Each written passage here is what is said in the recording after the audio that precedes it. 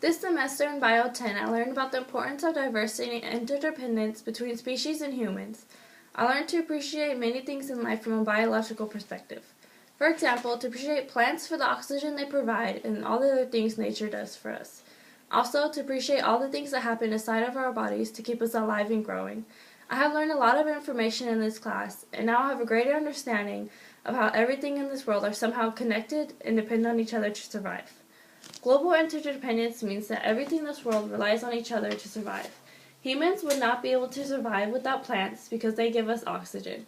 Through photosynthesis, plants take in carbon dioxide, H2O, and sunlight to make their own food like proteins, carbs, lipids, and nucleic acids. In this process, plants produce oxygen and release it into the air, which allows us to breathe. We all rely on sexual reproduction in the process of meiosis. Meiosis allows us to reproduce because it produces the correct number of chromosomes, which allows us to maintain generations over time. If it wasn't for meiosis, species would pass on double the amount of chromosomes to their offsprings. It would be too many genes and impossible for generations to survive and pass on their genes. Natural selection keeps species alive based on changes on their environment. Natural selection is survival of the fittest, and we all depend on a species to survive.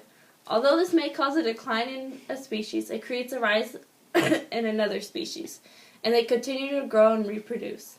Also, this leads to diversity because if animals in one species were all the same, they would become extinct. This is why alleles are very important in interdependence because it can change and lead to phenotype changes in a species. In terms of biodiversity, I have learned how plants and animals contribute to survival of our world.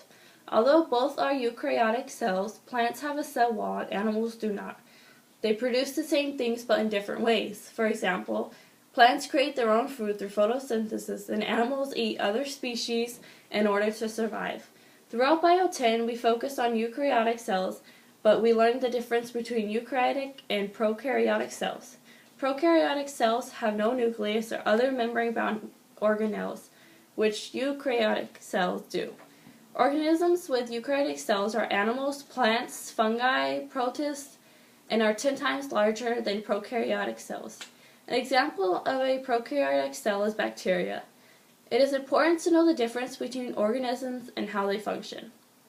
A process called mitosis produces genetically identical offspring and helps with the growth of a zygote to an adult. I learned that during this asexual reproduction, cells are genetically identical, but then how are species so diverse?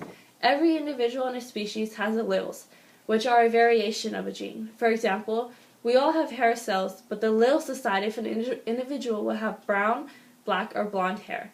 This is how diversity is created, even if we all have identical genes. I have learned a lot in this class that I did not know before. Some things I knew, but Bio-10 went more in depth in concepts like photosynthesis and natural selection. Now I have a better understanding of the diversity in species, how diversity is created, and how everything in the world depends on each other to survive. Thank you.